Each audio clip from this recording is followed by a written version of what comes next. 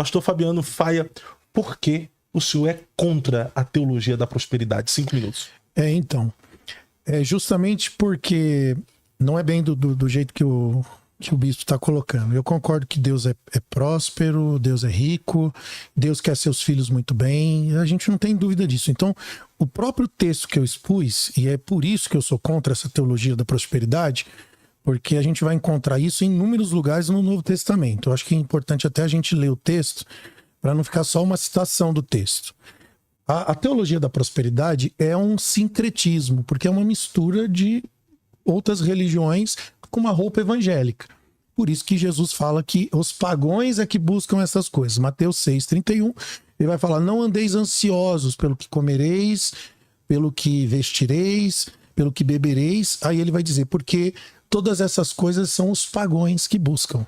Portanto, o vosso Pai Celestial sabe, aí entra o que o bispo falou, e eu concordo, Deus é rico, Deus é próspero, e ele é um ótimo pai, um pai que ama seus filhos, e ele sabe, e é isso que Jesus está falando, o Pai sabe o que vocês necessitam. Ele usa a palavra Pai justamente para ter esse sentimento. Deus, ele é mais do que um Deus para mim, ele é meu Pai.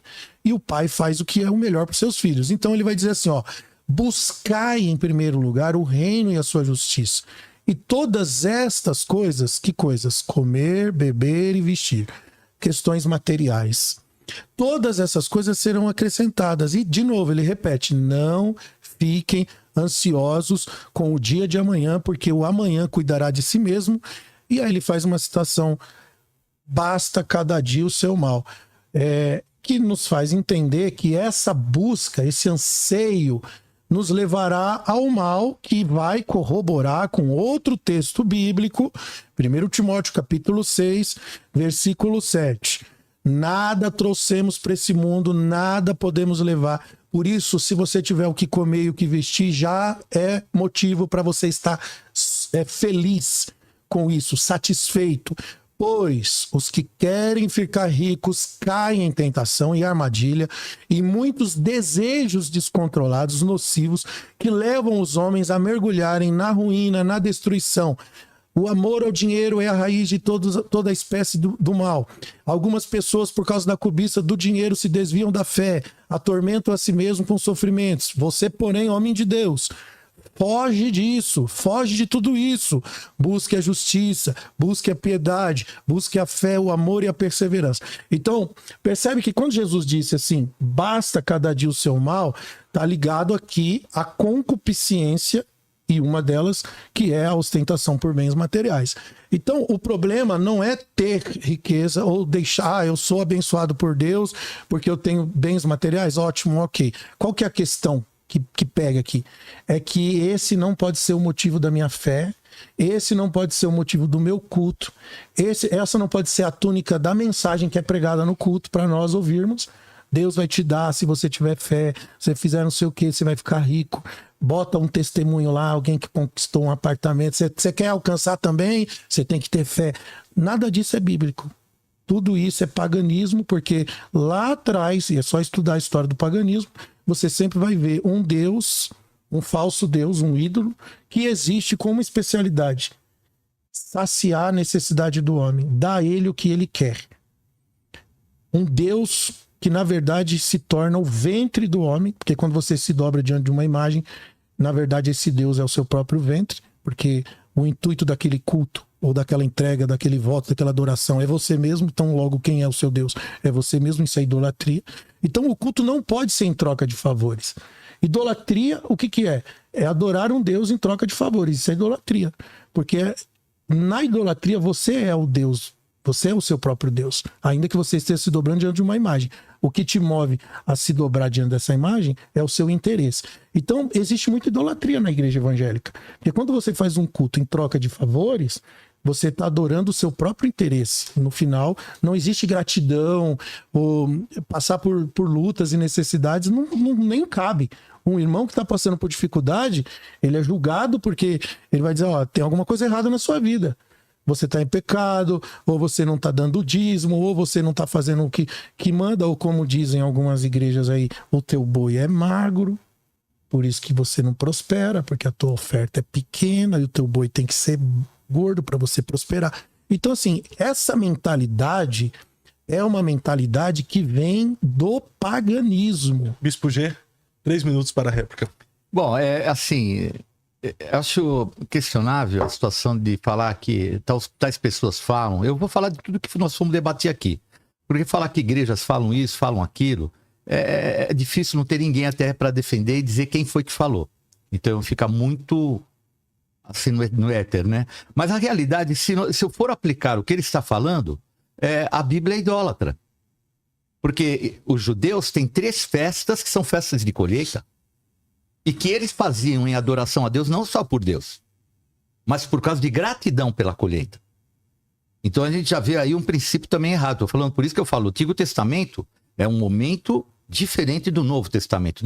Quando fala ansiosos, é a pessoa que anda ansiosa só por causa daquilo, que ela traz e vai só atrás do dinheiro, e obviamente no ambiente que eles estavam vivendo daquele tempo, porque o ambiente é o ambiente romano, quem andava atrás de dinheiro eram os romanos, quem eram os publicanos, que eram odiados os publicanos porque extraíam um pouco que os judeus tinham naquela época.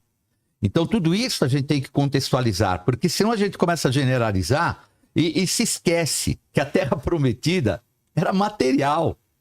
Ela não é espiritual. Não adianta a gente querer fazer uma doutrina que no final traz um apelo de uma teologia da pobreza, porque a promessa era uma terra prometida que manava leite e mel e ela era física. Depois de um tempo que aqueles que eram, vamos dizer assim, filhos de Deus, estiveram escravos de ímpios durante 420 anos. Então nós temos que entender que esse lado da teologia da prosperidade, ele é válido. Deus é um Deus próspero e quer os seus filhos bem. Não por troca, não. Mas se nós olharmos o Antigo Testamento, nós vamos ver a idolatria que ele comentou, ela também. Vou ler aqui, ó, Deuteronômio 28:8. 28:1. Se ouvires a voz do Senhor, seu Deus, todas essas bênçãos virão sobre ti. E as bênçãos aqui é prosperidade multidimensional. Tem lá, do 1 ao 13, todas as bênçãos materiais que virão se ouvirem a Deus. Então, nós estamos percebendo uma condição. Tem uma condicional. Aí eu não tenho. Tem vinda de Deus. E logo depois a gente vê, se você não fizer nada disso, vem maldição.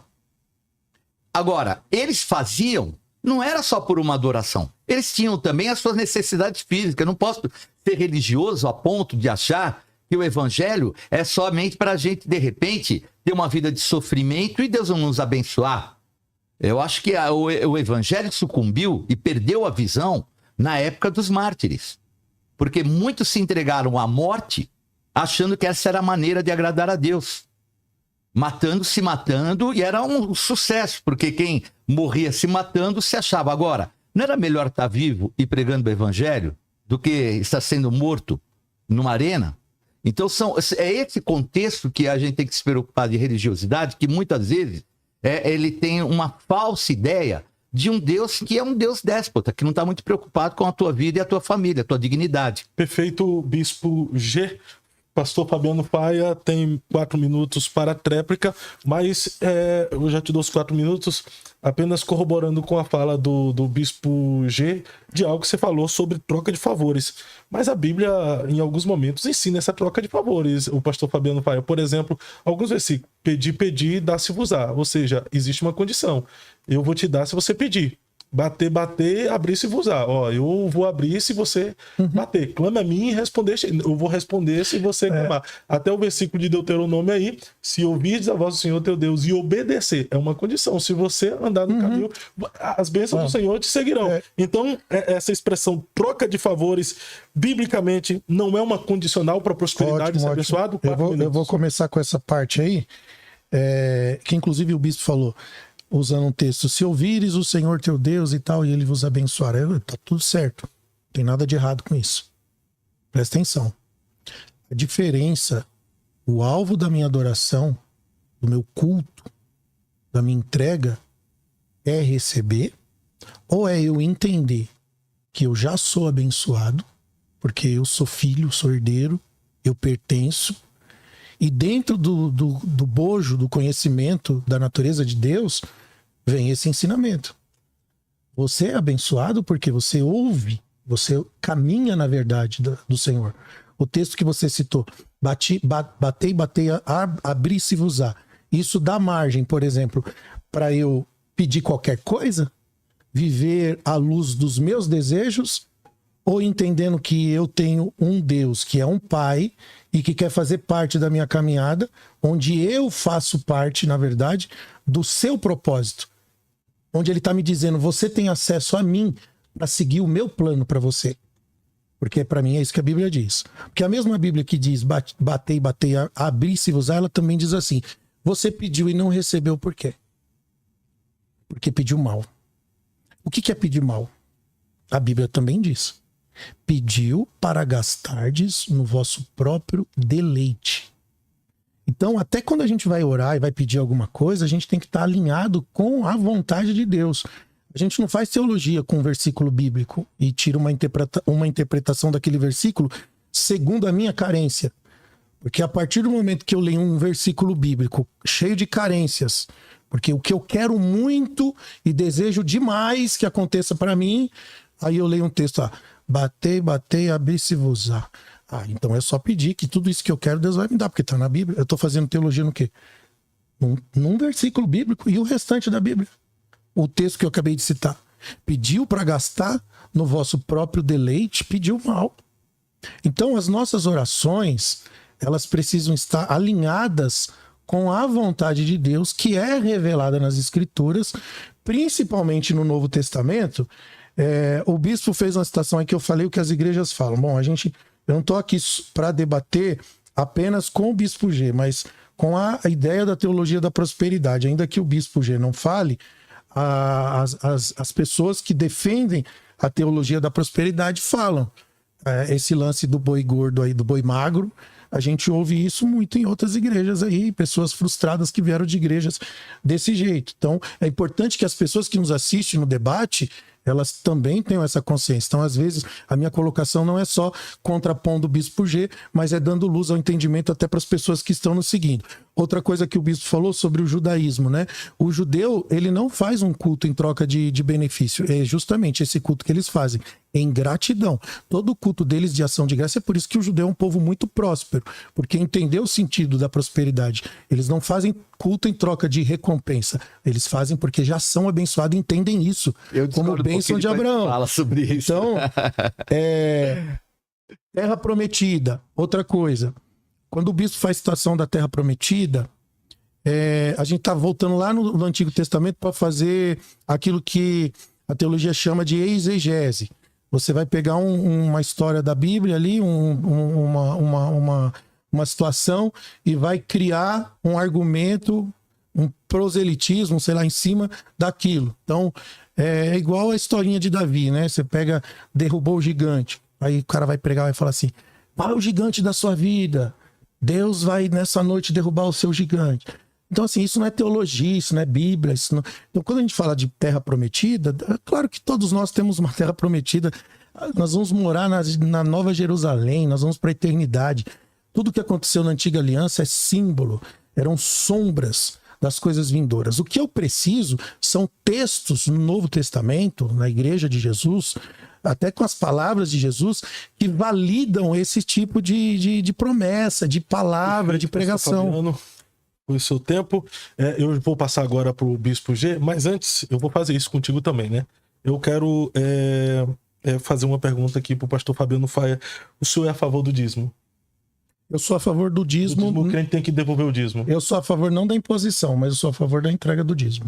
Sou a favor da entrega do dízimo? Passagem como Malaquias capítulo 3, versículo 10, não mostra que recompensa fielmente, que Deus recompensa fielmente com bens materiais? Novo Testamento diz Fazei assim... prova de mim, se não abrir a janela do céu e não lhe der a benção recalcada, sacudida, transbordante. Então não será uma troca. Se você devolver o dízimo, se você ofertar, não vai ter essa recompensa? Que senão eu vou ter que voltar sempre na mesma tecla. Vamos lá. O Deus que é pai, que abençoa seus filhos, abençoa mediante o quê? A obediência, a fidelidade, a vida com Deus. Mas o nosso culto, nossa adoração não é mediante a recompensa. Então, quando eu digo para você, eu sou pai, eu tenho filho. Quando eu digo pro meu filho assim,